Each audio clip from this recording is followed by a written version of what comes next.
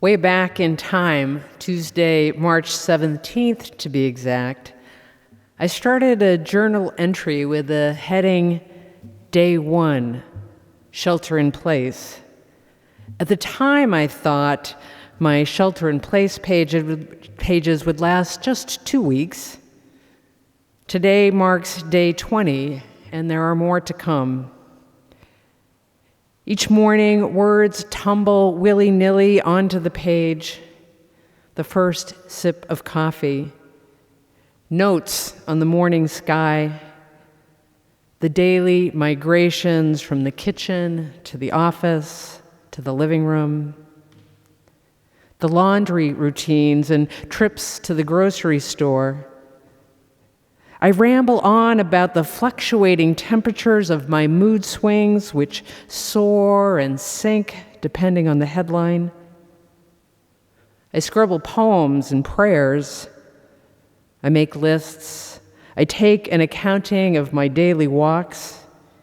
A neighbor playing the penny whistle on the back porch. A kid waltzing down the street in a polar bear costume. Folks in line for their daily bread. The boarded up storefronts and the handmade signs in neighbors' windows offering encouragement and hope. My word rambles attempt to capture the fragile history of this moment, but just as important, the pages help to calm my nerves, settle my heart, and bring some semblance of ease into my life. There's no good time for a pandemic, but I'm appreciative that we find ourselves deep in the regenerative rhythms of spring. The season helps alleviate those feelings of anxiety and fear that can take root like a nagging, persistent weed. Even in the torrent and the tumult of uncertainty we find ourselves, spring stays the course with an ease and a grace that appear divine. From my protected perch on the living room couch, I watch Bernal Hill, our neighborhood refuge, come to life. Bright orange poppies nestle between green meadow grasses. Explosions of milkweed burst from the hillside. Outcroppings of wild iris and buttercup and lupin. A movable feast for the eye and the spirit. This week, gazing up at my hill, I think about Jerusalem, now and in time past. Around the city, hills burst with life, meadows, olive groves, fig trees and date palms, earth prepared for the seeds to take root. And amid this life-giving season comes the Palm Sunday story, where Jesus returns, knowing his death is imminent. What is the lesson of the Palm Sunday story for this moment in time? For me, it's when Jesus tells us that above all and despite the circumstances in which we may find ourselves, we are called to love God and one another. Think about it. In a time when the headlines of the day read, "End of the world coming," Jesus says, now is the time to extend your love. Don't retreat. Rather, reach for the heavens and back.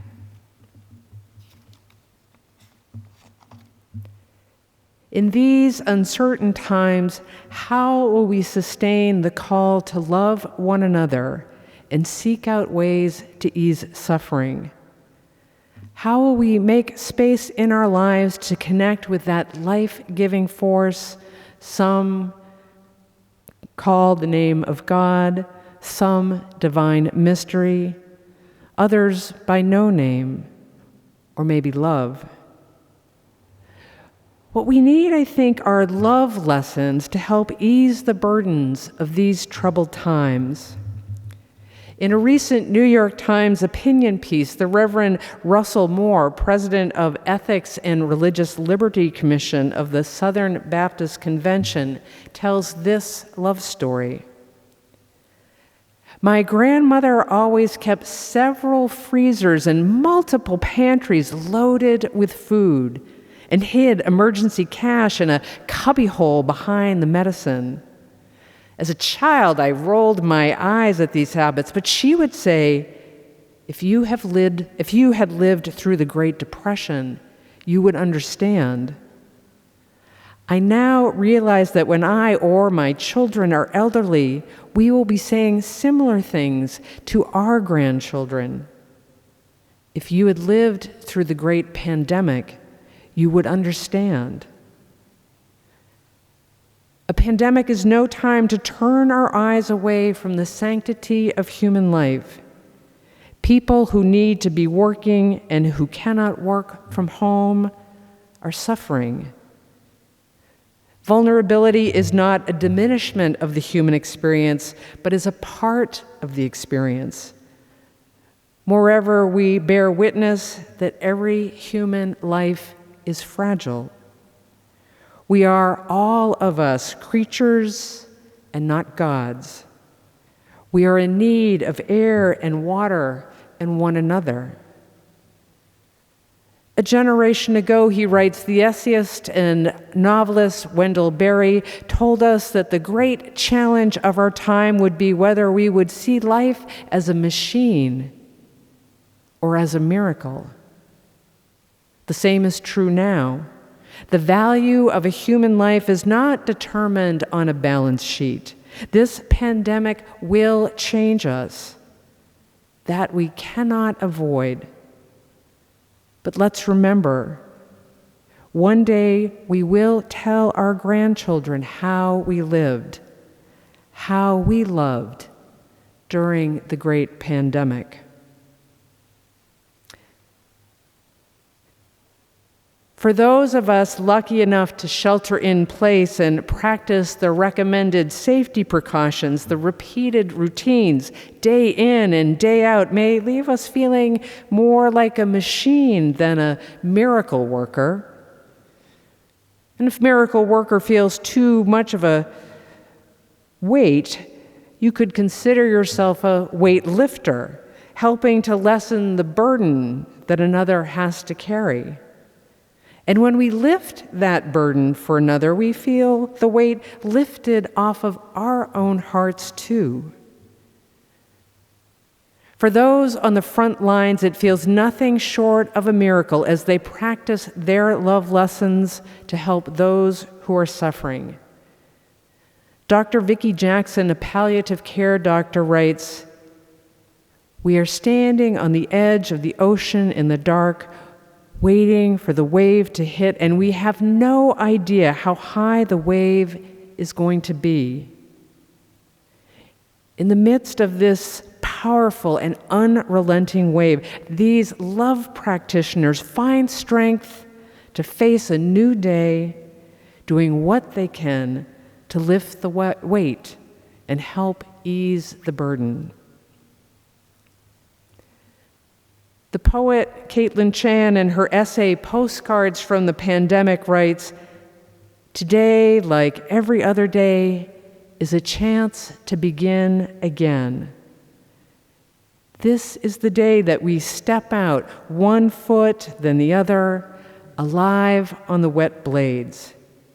With each step, we move closer into what some might call the holy and some call the truth, that each of us carries the seeds of compassion within us that can help heal our own suffering and bring healing to those who are in need." A few days before my first shelter-in-place entry, I sat near the edge of Lagunitas Creek, absorbed in the sounds of the running water. The warm winds blew across, spreading seed and flower and bits of pollen across the creek. I thought back to a talk by the Dharma teacher, Temple Smith. He spoke about living in a meditative state which he described as being in a stream of experiences that move quickly and slowly, are both internal and external, intimate, immediate, and ever-changing. Take refuge, he says, in this changing nature. Let it be the basis of your being. Now, let's face it, it is hard at times to stay in the flow, especially when the waters run high. We get caught in the tangle of pain and suffering and hold tight. Instead of being fluid, we freeze.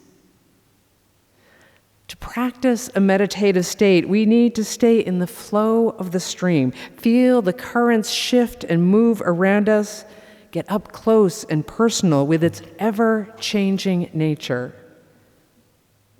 To be intimate with the flow, we must be present to ourselves and to those around us. In the stream, we discover new channels that help us to ease the burdens with as much kindness and love as we can manifest. Today, we are learning to swim in this dynamic duality, to be intimate while also being apart, seeking out new ways to move in the flow and channel our love and compassion into the world. Each day comes new weight-lifting stories. The mask makers, the ventilator builders, the meal deliverers, the dance jams, the song circles, the meditation sanghas, and new ways of worship. I'll close with one last love lesson. The artist Lisa Liu has created a project she calls Apart Together. Apart Together is about connection and creativity during this time of isolation. Her invitation: create a comfort blanket out of old clothes and materials and piece it together into a quilt. She says, I've had my childhood comfort blanket my entire life. At this point, it's a tattered rag. It speaks to me of love and loss and magical thinking of a child who believed that if she had it in her arms, nothing bad could happen. Much as we want, we can't stop bad things from happening, but each day we are learning to ride the wave. We are finding ways to bring comfort and ease and help lift the burdens that weigh upon our hearts and to help ease the hearts of others. It's a new day, another chance to rehearse the lessons of love.